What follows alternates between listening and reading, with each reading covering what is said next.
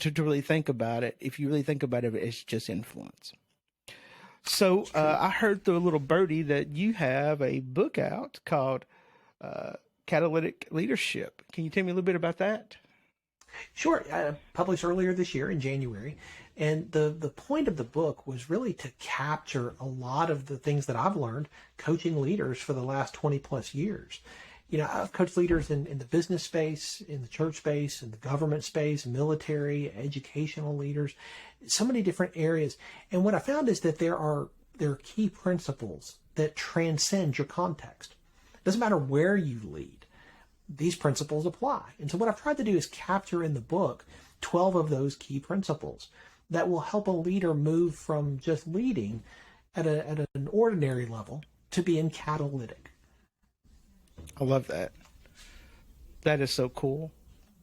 So, with inside your leadership training, talk to me a little bit about, a leadership plan, and how you go about teaching that and getting someone because you've clearly been doing this for a very long time.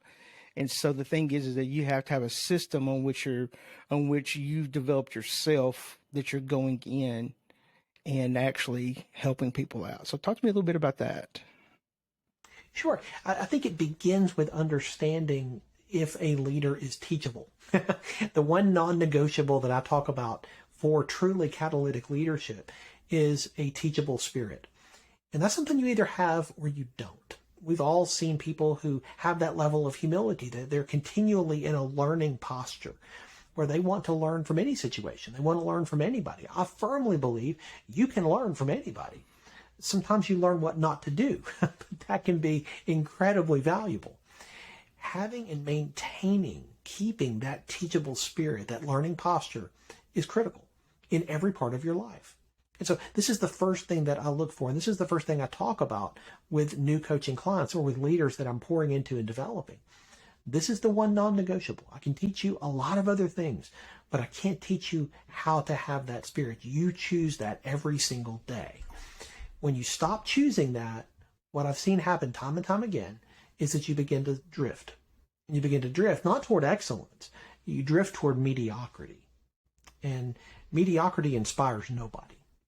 And so this is why I talk about this so much, because I think that teachable spirit is critical. That's the first thing, the most important thing that I talk about as I'm starting with a new leader that I'm coaching or with a group that I'm pouring into and investing in.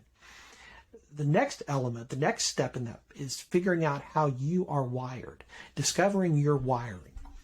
Every one of us is created and gifted specifically in certain ways. You have gifts, you have talents, you have skills, you have things that you've learned how to do over time, you have a personality, you have a temperament, and all of that together makes up your wiring.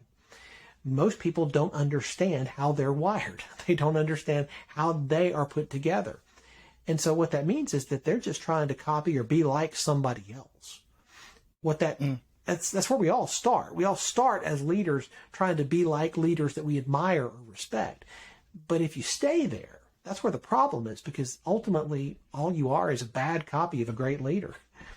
You got to discover how you are wired and lean into that. So discovering your wiring is the next step, and say, hey, how do I do that? What does it look like for me to lead at a level of excellence based on who I am, based on the skills, the talents, the passions, the personality, the temperament that I have? And so that's where I go next with people that I'm